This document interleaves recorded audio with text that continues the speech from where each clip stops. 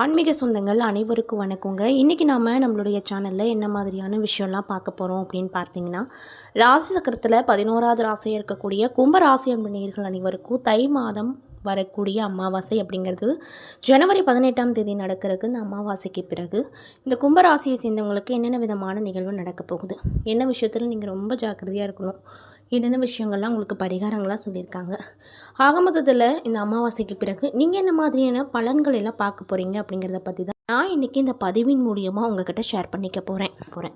இந்த பதிவில் சொல்லக்கூடிய எல்லா விஷயங்களும் கண்டிப்பாக உங்களுக்கு பயன் தரக்கூடிய விஷயமாக தான் இருக்க போகுது. ஸோ வீடியோ வந்து ஸ்கிப் பண்ணாமல் தொடர்ச்சியாக பாருங்கள். அது மட்டும் இல்லாமல் உங்களுக்கு திருப்பதி ஏழுமலையான ரொம்ப பிடிக்கும் அப்படின்னா இந்த வீடியோக்கு ஒரு லைக் பண்ணிவிட்டு நம்மளுடைய கமெண்ட் பாக்ஸில் திருப்பதி ஏழுமலையானுக்கு போற்றி அப்படின்னு சொல்லி மறக்காமல் பதிவிடுங்க. இந்த சமயத்தில் நீங்கள் அவரை நினச்சி இப்படி ஒரு விஷயம் பண்ணும்போது கண்டிப்பாக நீங்கள் என்ன விஷயம்லாம் நடக்கணும்னு சொல்லி மனதார நினைக்கிறீங்களோ அந்த விஷயங்கள் அனைத்தையுமே அவர் நிச்சயமாக நடத்தி கொடுப்பாரு. ஸோ நம்பிக்கையோடு இந்த ஒரு விஷயத்த பண்ணி பாருங்கள். மேலும் இது போன்ற ஆன்மீகம் சார்ந்த வீடியோக்களெல்லாம் நீங்கள் முழுசாக பார்த்து தெரிஞ்சுக்கணும் அப்படின்னு ஆசைப்பட்டால் நம்மளுடைய முருகன் ஆஸ்ட்ரோ சேனலை மறக்காமல் சப்ஸ்கிரைப் பண்ணிவிட்டு கீழே இருக்கும் பெல் ஐகானையும் மறக்காமல் கிளிக் பண்ணுங்கள். அப்போ தான் நம்ம சேனலில் போடுற எல்லா வீடியோவுமே நோட்டிஃபிகேஷனாக உங்கள்கிட்ட உடனுக்குடனே வந்து சேரும்.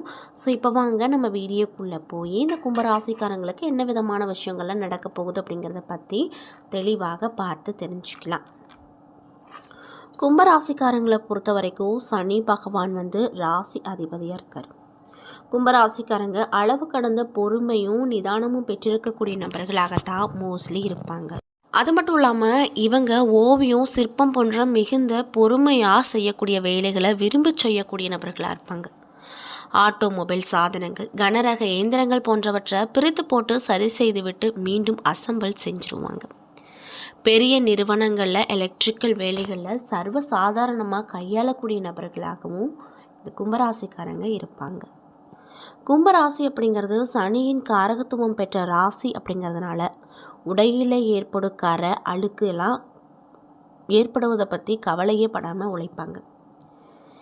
இவங்க மிகப்பெரிய பலமே கடின உழைப்பு தான். எப்படியும் உழைத்து முன்னுக்கு வந்துடுவாங்க. ஆனால் எவ்வளவு உயரத்துக்கு போனாலுமே இவங்களுடைய மனசுக்குள்ளே ஒரு விதமான தாழ்வு மனப்பான்மை இருந்துகிட்டே தான் இருக்கும். அதை வெளியிலையும் காட்டிக்கொள்ள மாட்டாங்க அப்படின்னு சொல்லப்படுது. அது மட்டும் இல்லாமல் இவங்க சின்ன விஷயமா இருந்தாலும் ரொம்ப யோசித்து தான் பண்ணுவாங்க. பிளான் பண்ணி எந்த ஒரு விஷயமா இருந்தாலும் இறங்கவே மாட்டாங்க. தான் எப்படி எல்லாருக்கிட்டேயும் உண்மையாகவும் நேர்மையாகவும் இருக்கிறோமோ அதே அளவுக்கு மற்றவங்களும் நம்மக்கிட்ட இருக்கணும் அப்படின்னு ரொம்ப எதிர்பார்ப்பாங்க.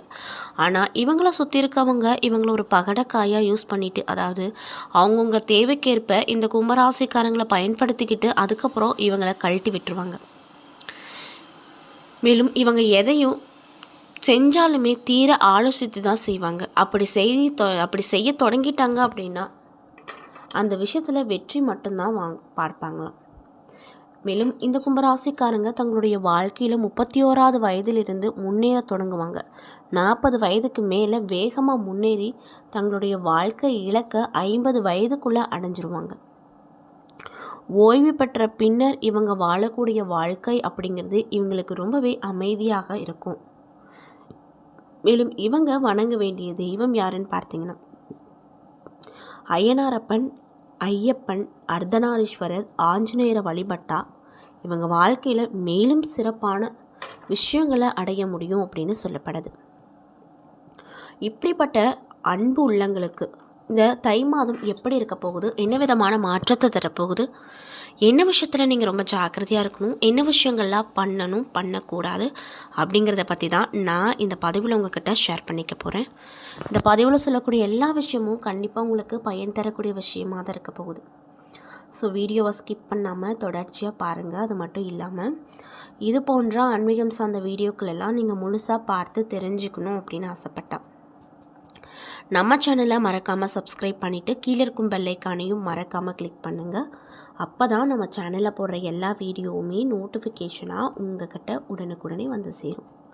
ஸோ இப்போ வாங்க நம்ம வீடியோக்குள்ளே போகலாம். மேலும் கும்பராசிக்காரங்க யாராவது இந்த பதிவை பார்க்குறீங்கன்னா நான் சொன்ன விஷயம்லாம் மேட்சாக இருந்துச்சுன்னா நம்மளுடைய கமெண்ட் பாக்ஸில் வந்து கரெக்டுன்னு சொல்லி மறக்காமல் பதிவிடுங்க. ஸோ இப்போ வாங்க நம்ம வீடியோக்குள்ளே போய் தெளிவாக பார்த்து தெரிஞ்சுக்கலாம். 2026ஆம் ஆண்டு ஜனவரி மாத தொடக்கத்தில் ரிஷப ராசியில் சந்திரன் இருக்கார், மிதுன ராசியில் குரு இருக்கார், சிம்ம ராசியில் கேது பகவான் இருக்கார், தனுசு ராசியில் சூரியன், செவ்வாய், புதன், சுக்கிரன் ஆகிய 4 கிரகங்கள் அமைஞ்சிருக்கு. கும்பத்தில் ராகுவும் மீனத்தில் சனி பகவானும் இருக்காங்க. இந்த கிரகங்களின் அடிப்படையில் இந்த கும்பராசிக்காரங்களுக்கு இந்த தை மாதத்தில் என்ன மாதிரியான பலன்கள்லாம் கிடைக்க போகுது அப்படிங்கிறத பற்றி பார்க்கலாம். கும்பராசிக்காரங்களுக்கு ராகு பகவான் ராசியில் அமர்வதால் எதிர்பார்ப்புகள் அனைத்துமே நடக்கும். ஆரோக்கியத்தில் மிகுந்த கவனமாக நீங்கள் இருக்கணும். பூச்சிக்கடி, விஷக்கடி தொந்தரவுகள் ஏதாவது ஒன்று நெருக்கடிகளை கொடுக்கும், அதனால் பார்த்து கவனமாக இருங்க. மேலும் இந்த 2 மாதம் உங்களுக்கு நன்றாக இருக்கும். ராசிக்கு அதிபதியான சனி பகவான் 2வது இடத்துல அமர்ந்திருப்பதால் நல்ல நல்ல வேலை வாய்ப்புகள் கிடைக்கும். குரு வீட்டில் சனி பகவான் அமர்ந்திருப்பதால் வேலையில் வருமானம் இரட்டிப்பாகும். சில நேரத்தில் கோபம் ஏற்பட்டாலுமே பல நேரத்தில் நல்ல குணத்தோடு இருப்பீங்க. 2ல் சனி இருப்பதால் வீட்டு வேலைக்கு ஆட்கள் கிடைப்பாங்க. தெய்வீக அனுகிரகத்தால் உங்களுக்கு நிறைய விதமான நல்ல மாற்றங்கள் கண்டிப்பாக அந்த தை மாதத்தில் கிடைக்கும். பேச்சால் மதிப்பு மரியாதையும் அதிகரிக்கும். இன்னும் சிலருக்கு நேரம் நல்ல வருமானம் அதிகரிக்கும். படிக்கும் மாணவர்களுக்கு நல்ல முன்னேற்றங்கள் கிடைக்க போகுது.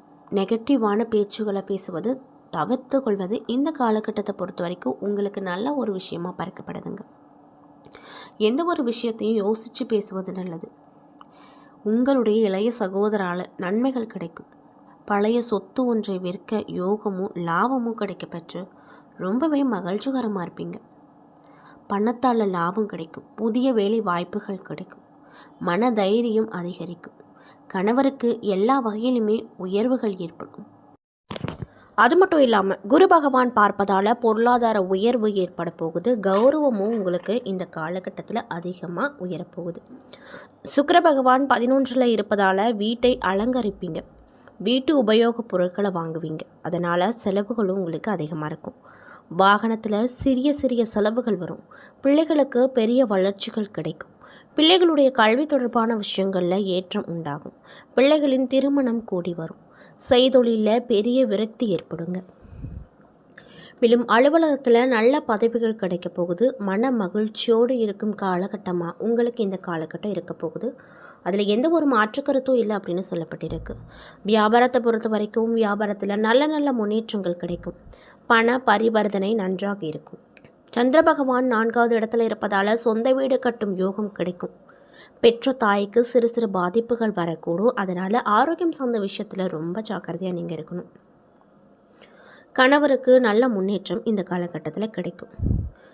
அது மட்டும் இல்லாமல் கணவருக்கு சில பாதிப்புகள் வருவதற்கான வாய்ப்பு அமைஞ்சிருக்கு. அதனால் பார்த்துருங்க. மேலும் விநாயகர், நரசிம்மரை வழிபாடு செய்யுங்க. கணவருக்கு பாதுகாப்பை இந்த 2 கடவுளும் கொடுப்பாங்க. அரசு துறையில் இருக்கக்கூடியவங்களுக்கு ஆரோக்கியத்தை பார்த்து கொள்வது நல்லது. அரசியல் துறையில் இருக்கக்கூடியவங்களுக்கு தலைமையை பகைத்து கொள்ளாமல் இருப்பது நல்லது. திடீரென வருமானங்கள் கிடைக்கும். கணக்கு வழக்குகளில் மிகுந்த கவனமாக இருக்கணும். வீட்டு பத்திரங்களை பத்திரமாக வைத்து கொள்ள வேண்டும் அப்படின்னு சொல்லப்படுது. சுப நிகழ்ச்சிகள் கூடி வரக்கூடிய காலகட்டமாக உங்களுக்கு இந்த காலகட்டம் இருக்க போகுது. உங்களுக்கு நிறைய நல்ல விஷயங்கள் நடக்கலாம். நல்ல வருமானம் கிடைக்கும். மாணவர்களாக இருக்கக்கூடிய கும்பராசி நேயர்களுக்கு இந்த காலகட்டம் எப்படி இருக்க போகுதுன்னு பார்த்தீங்கன்னா பெரிய வளர்ச்சி கிடைக்கும். மேலும் வரதராஜ பெருமாளை வழிபட்டு வர உங்களுக்கு நிறைய விதமான நன்மைகள் நடக்கும் அப்படின்னு சொல்கிறாங்க. என்ன நண்பர்களே, இந்த பதிவுகளில் நம்ம கும்பராசி நேயர்கள் அனைவருக்குமே ஜனவரி மாதம் 11க்கு பிறகு உங்கள் வாழ்க்கையில் நீங்கள் என்ன விதமான விஷயத்தை பார்க்க போகிறீங்க, என்ன விஷயத்தில் கவனமாக இருக்கணும், என்னென்ன விஷயங்கள்லாம் பண்ணக்கூடாது அப்படிங்கிறத பற்றியும் தெளிவாகவும் விரிவாகவும் நான் இந்த பதிவில் உங்கள்கிட்ட சொல்லியிருப்பேன். இந்த பதிவில் சொல்லியிருக்கக்கூடிய எல்லா விஷயமும் கண்டிப்பாக உங்களுக்கு பயன் தரக்கூடிய விஷயமாக தான் அமைஞ்சிருக்கும். ஸோ வீடியோ பிடிச்சிருந்தா லைக் பண்ணுங்கள், ஷேர் பண்ணுங்கள். அது மட்டும் இல்லாமல் இது போன்ற ஆன்மீகம் சார்ந்த வீடியோக்கள் எல்லாம் நீங்கள் முழுமையாக பார்த்து தெரிஞ்சுக்கணும் அப்படின்னு ஆசைப்பட்டேன். நம்மளுடைய முருகன் ஆஸ்ட்ரோ சேனலை மறக்காமல் சப்ஸ்கிரைப் பண்ணிவிட்டு கீழே இருக்கும் பெல் ஐக்கானையும் மறக்காமல் கிளிக் பண்ணுங்கள். அப்போ தான் நம்ம சேனலில் போடுற எல்லா வீடியோவுமே நோட்டிஃபிகேஷனாக உங்கள்கிட்ட உடனுக்குடனே வந்து சேரும். நன்றி.